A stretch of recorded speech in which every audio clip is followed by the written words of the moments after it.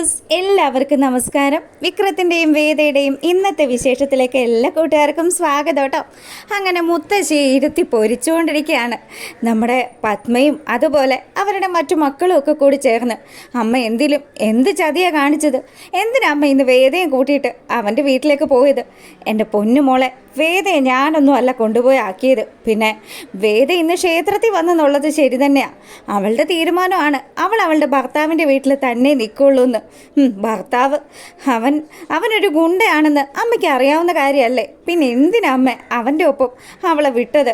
ഇവൻ രണ്ടുപേരും കൂടി സമാധാനമായിട്ട് ജീവിക്കുമെന്ന് എനിക്ക് തോന്നുന്നില്ല എന്നൊക്കെ പറഞ്ഞ് നമ്മുടെ പത്മിനി കിടന്ന് ഒച്ച ഉണ്ടാക്കാൻ തുടങ്ങി. ഈ സമയമാണെങ്കിൽ മുത്തശ്ശി പറഞ്ഞു, എൻ്റെ മോളെ നീ ഒന്ന് അടങ്ങ്. എത്ര വന്ന അവളുടെ കഴുത്തിൽ താലി കെട്ടിയവനല്ലേ അവനിൽ അവൾക്ക് നല്ല വിശ്വാസമുണ്ട്. പിന്നെ ഭയങ്കര വിശ്വാസം. അങ്ങനെ നമ്മുടെ വേദയുടെ ആങ്ങളെ ചേട്ടൻ അങ്ങോട്ട് വരിക. വന്ന പാടെ തന്നെ എൻ്റെ പൊന്നു മുത്തശ്ശിയാണ് അവളെ ഇങ്ങനെ വഷളാക്കി വെച്ചത്. അവളുണ്ടല്ലോ ഇപ്പം ഞങ്ങളാരും പറയുന്നതൊന്നും കേൾക്കുന്നില്ല. മുത്തശ്ശി എന്തൊക്കെയോ പുരാതനമായിട്ടുള്ള കാര്യങ്ങളൊക്കെ പറഞ്ഞ് ഇപ്പം വേദയുടെ ജീവിതം പോയത് കണ്ടല്ലോ. അവൾക്ക് ഇത്രയും പഠിപ്പും വിദ്യാഭ്യാസവും ഒക്കെ ഉണ്ടെന്ന് പറഞ്ഞിട്ട് വല്ല പ്രയോജനമുണ്ടോ? ഒരു പ്രയോജനവും ഇല്ല. അവൾക്ക് സാമാന്യ ബുദ്ധിശേഷിയില്ല. അതാണ് അവളുടെ ഏറ്റവും വലിയ പ്രശ്നം. ഒന്നുമില്ലെങ്കിലും ഇന്നത്തെ കാലത്ത് പെൺപിള്ളേർ ജീവിക്കാനുള്ള ചുറ്റുപാടെങ്കിലും നോക്കുമല്ലോ. അത് മുന്നും പിന്നും ഒന്നും നോക്കാം. ഏതോ ഒരു അലവരാതി അവളുടെ കഴുത്തിൽ താലി കെട്ടിയെന്നും പറഞ്ഞ് ആ താലിയും പിടിച്ച് പൂജ ചെയ്ത് നടക്കുക അവള്. എന്നിട്ട് അതിനൊപ്പം തുള്ളാനായിട്ടൊരു മുത്തശ്ശിയും. അങ്ങനെ ഈ മുത്തശ്ശിയാണെങ്കിലോ, എൻ്റെ മക്കളെ ഞാൻ പറയുന്നത് നിങ്ങളൊന്ന് കേൾക്ക്. എല്ലാവർക്കും ഉണ്ട് ഓരോ ജീവിതത്തിലും ഓരോരോ പ്രശ്നങ്ങൾ. വേദമോള് അവളുടെ യഥാർത്ഥ ജീവിതത്തിലേക്ക് ഇപ്പോൾ കടന്നിരിക്കുകയെന്നാണ് തിരുമേനി പറഞ്ഞത്. കുന്തം തിരുമേനി, നിങ്ങളെല്ലാവരും കൂടി ചേർന്ന് ആ വേദ ഇങ്ങനെ വഷളാക്കിയതെന്നും പറഞ്ഞുകൊണ്ട് ശങ്കരനാരായണൻ അങ്ങോട്ട് വരിക. എൻ്റെ മോനെ, അമ്മ പറയുന്നത് നീ ഒന്ന് കേൾക്കടാ. വേണ്ടമ്മേ, അമ്മ ഇനി ഒന്നും പറയണ്ട. ഞാനീ അവളോട് നാളെ സംസാരിക്കാമെന്ന് വിചാരിച്ചിരിക്കുമായിരുന്നു. അതിനിടയ്ക്കാണ് അമ്മ അവളെ ഇവിടുന്ന് പാഴ്സൽ ചെയ്തത്, അതും ആ ഗുണ്ടയുടെ വീട്ടിലേക്ക്. മോനെ, ശ്രീരാമനാണേലും അല്ലെങ്കിൽ പരശുരാമനാണേലും ശ്രീകൃഷ്ണനാണെങ്കിൽ പോലും അവർക്കൊക്കെ അവരുടേതായിട്ടുള്ള പ്രശ്നങ്ങളൊക്കെ ഉണ്ടായിട്ടില്ലേ? അങ്ങനെയുള്ള ദൈവങ്ങൾക്ക് വരെ കഷ്ടകാലം സംഭവിച്ചതാ. അപ്പം അങ്ങനെയുള്ള സ്ഥിതിക്ക് നമ്മുടെ വേദമോളുടെ ജീവിതത്തിലും ചില പ്രശ്നങ്ങളൊക്കെ നടന്നു എന്ന് വിചാരിക്കുക. അവൾ ആഗ്രഹിക്കുന്ന രീതിയിൽ തന്നെ അവനുമായിട്ട് നല്ല രീതിയിൽ തന്നെ ജീവിക്കാൻ സാധിക്കുമെന്നൊക്കെ കൂടി മുത്തശ്ശി ഇങ്ങനെ പഴയ പുരാണമൊക്കെ പറഞ്ഞുകൊണ്ട് ശങ്കരനാരായണൻ്റെ അടുത്തേക്ക് ചെല്ലുമ്പം ശങ്കരനാരായണന് നല്ല ദേഷ്യം വന്നു.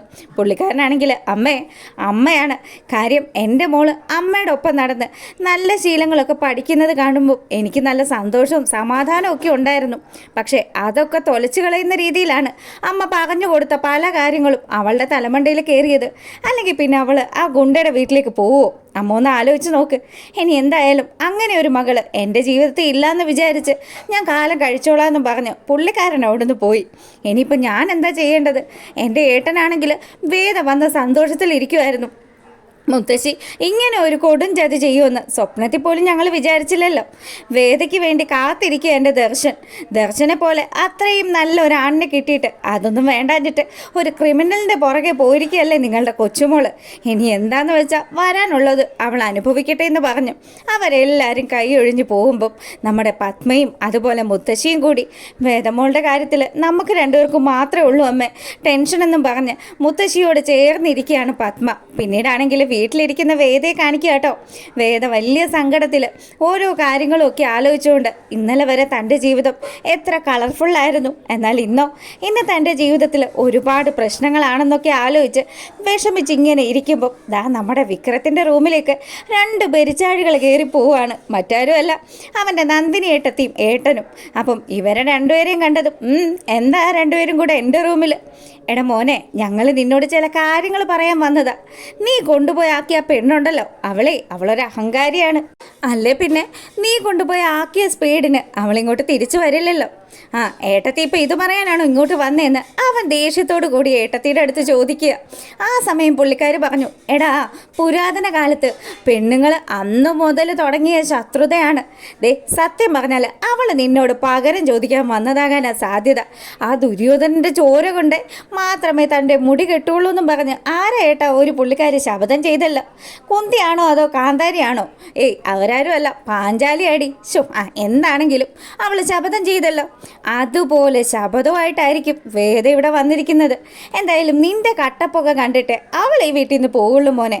ഞങ്ങൾ പറയാനുള്ളതൊക്കെ നിന്നോട് പറഞ്ഞു, ബാക്കിയൊക്കെ നീ ആലോചിച്ചും കണ്ടും ചെയ്തോ. എന്തായാലും അവൾക്ക് നിന്നെ വലിയ പേടിയൊന്നുമില്ല. അങ്ങനെ ഈ ഏഷണിയൊക്കെ വെച്ച് കൊടുത്തിട്ട് രണ്ടുപേരും റൂമിൽ നിന്ന് വെളിയിൽ പോവുക. ഈ സമയം നമ്മുടെ വിക്രത്തിന് നല്ല ദേഷ്യം വരിക. ആഹാ, അവൾ അങ്ങനെയാണ് ചെയ്യുന്നതെങ്കിൽ അതൊന്നും അറിയണമല്ലോ എന്ന് പറഞ്ഞ് നമ്മുടെ വിക്രം അവിടെ അങ്ങനെ കിടക്കുക. ഈ സമയമാണെങ്കിൽ വേദയ്ക്ക് കൊതുക് കടി സഹിക്കാൻ പറ്റാണ്ട് ആളെ ഏറ്റിരുന്ന് കൊതുകിനെ തല്ലിക്കൊല്ലുകയാണ്. ശ്രീജയാണെങ്കിലോ അവിടെ വന്നിങ്ങനെ നോക്കുമ്പോൾ നല്ല കൊതുകുണ്ടല്ലേ, അത് കേട്ടത്തി. അങ്ങനെ അവൾ റൂമിലേക്ക് പോയി. അതിനുശേഷം ഒരു കൊതുക് തിരി കൊണ്ടുവന്ന് നമ്മുടെ വേദയുടെ അടുത്ത് കൊണ്ടുവന്ന് കത്തിച്ച് വയ്ക്കുക.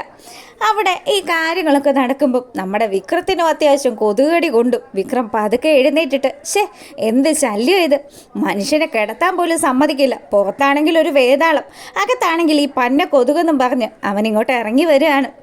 അതിനുശേഷം വന്നിട്ട് നമ്മുടെ വേദയുടെ അടുത്ത് വന്നിരുന്നു. അല്ല, എന്താ തമ്പുരാട്ടി, ഉറക്കമൊന്നും വരുന്നില്ലേ? ഉറങ്ങാൻ പറ്റുന്നില്ലല്ലേ? ദേ, നിന്നോട് ഞാൻ അപ്പോഴേ പറഞ്ഞതല്ലേ ഇവിടെ വെറുതെ നിന്ന് വട്ടം കറങ്ങണ്ടെന്ന്. എത്രയും പെട്ടെന്ന് നിനക്ക് നിൻ്റെ വീട്ടിൽ പോയാൽ അത്രയും സമാധാനം ഉണ്ടാവും. അത്രയും നല്ല സുഖ സൗകര്യങ്ങളൊക്കെ ഒഴിവാക്കിയിട്ട് എന്തിനാടി മോളെ നീ ഇവിടെ വന്ന് കഷ്ടപ്പെടുന്നത്? ദേ വിക്രം, നിന്നോട് പല ആവർത്തി ഞാൻ പറഞ്ഞു, നീ ഇപ്പം എന്നോട് വഴക്കുണ്ടാക്കാൻ വന്നതാണോ എന്ന് വേദ ചോദിക്കുക. വഴക്കൊന്നും ഉണ്ടാക്കാനല്ല, എന്നാലും നിനക്ക് എന്നെ ഒരു പേടിയും ഒരു വിലവെപ്പൊന്നും ഇല്ല. നീ ഒന്ന് പോയിക്കേ, എനിക്ക് നിന്നോട് സംസാരിക്കേണ്ടെന്നൊക്കെ പറഞ്ഞ് അവൾ ദേഷ്യപ്പെടുക. അങ്ങനെ വിക്രം പറഞ്ഞു, നാളെ ഇവിടുന്ന് പോയിക്കോണം. ദേ, അല്ലെങ്കിൽ ഒരു കാര്യം ചെയ്യാം, ഈ രാത്രി ഞാൻ ഒന്നും കൂടി നിന്നെ കൊണ്ട് വീട്ടിലാക്കാം. വരുന്നുണ്ടോ എന്ന് ചോദിച്ചതും കൊതുകിനെ തല്ലുന്ന രീതിയിൽ അവൾ അവളുടെ കൈയൊന്ന് ഓങ്ങുകയാണ്. പാവം നമ്മുടെ വിക്രം പേടിച്ചു പോയിട്ടോ. ദേ, കൊതുകിനെ കൊന്നതാണെന്നും പറഞ്ഞ് ആ കൊതുകിനെ എടുത്ത് വിക്രത്തിന് മുന്നിലേക്ക് ഇട്ട് കൊടുത്തിട്ട് വേദ അവിടെ ഇങ്ങനെ ഇരിക്കുമ്പോൾ, ഇവള് നമ്മൾ വിചാരിക്കുന്ന പോലെയൊന്നും അല്ല, ഇവളാള് പെശകാണെന്നും പറഞ്ഞ് അവൻ അവിടുന്ന് പതുക്കെ എഴുന്നേക്കുക. അതിനുശേഷം മുത്തശ്ശി തന്നെ കെയർ ചെയ്ത കാര്യങ്ങളും ഒക്കെ ആലോചിച്ചുകൊണ്ട് വേദ അങ്ങനെ കിടക്കുക. മുത്തശ്ശിക്ക് പണ്ടേ നമ്മുടെ വേദക്കുട്ടീനെ വലിയ ഇഷ്ടമാണല്ലോ. മുത്തശ്ശി ഇല്ലാത്തതും അത്രയും സുഖസൗകര്യങ്ങളൊക്കെ ഒഴിഞ്ഞ് ഇവിടെ ഇങ്ങനെ നിൽക്കുന്ന കാര്യങ്ങളും ഒക്കെ ആലോചിച്ചുകൊണ്ട് അവൾ ആ ഒരു രാത്രി അങ്ങ് വെളുപ്പിക്കുക. പിറ്റേ ദിവസം രാവിലെ ആയപ്പം മാഷ് പറമ്പിലൊക്കെ കിളയ്ക്കുന്നത് കണ്ട് മാഷിന് ചായയും കൊണ്ട് നമ്മുടെ കമലേട്ടത്തി ആ പറമ്പിലെത്തി. എന്താ മാഷ ഇത്? മാഷ് നീ ചായ കുടിച്ചിട്ട് പുറത്തേക്ക് പോന്നാൽ പോരെ? നമ്മുടെ വീട്ടിലെ ആ ഒരു അവസ്ഥ അതിപ്പം ഭയങ്കര ദയനീയം അല്ലേടോ. അവിടെ ഇരുന്ന് ചായ കുടിക്കാൻ പോലും പറ്റുന്നില്ല. എന്ത് ചെയ്യാനാ? ആവുന്നത്ര പണിയെടുക്കുക. പിന്നെ എൻ്റെ കാലശേഷം എൻ്റെ വീട്ടിലെ കാര്യങ്ങളൊക്കെ ആര് നോക്കുമെന്ന് ആലോചിക്കുമ്പോൾ ഇപ്പോൾ എനിക്കൊരു എത്തും പിടിയും കിട്ടുന്നില്ല. എന്തായാലും ആ വേതാളം പോകുന്ന ലക്ഷണമൊന്നും ഇല്ല. എന്തിനായേട്ടാ അങ്ങനെയൊക്കെ പറയുന്നത്? മാഷൊരു കാര്യം ആലോചിക്ക്. അവൾ ആ താലിയിൽ അത്രയും വിശ്വസിക്കുന്ന കൊണ്ടായിരിക്കുമല്ലോ അവൾ ഇങ്ങനെ വന്ന് അത് നമ്മുടെ വീട്ടിൽ വന്ന് ഇങ്ങനെ ഇരിക്കുന്നത്. മാഷൊന്ന് ആലോചിച്ച്, മാഷ് എൻ്റെ കഴുത്തി കെട്ടിത്തന്ന ഈ താലി ഇത് മാഷിന് പൊട്ടിച്ചു കളയാൻ പറ്റുമോ? അത്രയും വിശ്വാസത്തിലായിരിക്കും വേദമോളും അത് കൊണ്ട് നടക്കുന്നത്. എന്തായാലും വേദയ്ക്ക് പഠിപ്പും വിവരവും ഒക്കെ ഉണ്ടെങ്കിലും അവൾക്ക് അതനുസരിച്ചിട്ടുള്ള ആ ഒരു പ്രായോഗിക ബുദ്ധി ഇല്ലടോ. താൻ വിചാരിക്കുന്ന പോലെയൊക്കെ ഇന്നത്തെ കാലത്ത് പെൺപിള്ളേരൊക്കെ ഇങ്ങനെ താലിയെന്നും പറഞ്ഞ് നടക്കുമോ? നടക്കുന്ന ആൾക്കാരുണ്ടെന്ന് ഇപ്പം മാഷിന് പിടികിട്ടിയില്ലേ? എന്തായാലും മാഷിൻ്റെ കാര്യങ്ങളൊക്കെ ആലോചിച്ച് ഇങ്ങനെ വിഷമിച്ചൊന്നും നിൽക്കണ്ട. ഇപ്പം എന്തായാലും ഈ ഒരു ചായ കുടിക്കുമെന്നും പറഞ്ഞ് വളരെ സ്നേഹത്തോടു കൂടി കമല ചായ നൽകുന്നതാണ് ഇന്നത്തെ വിശേഷം.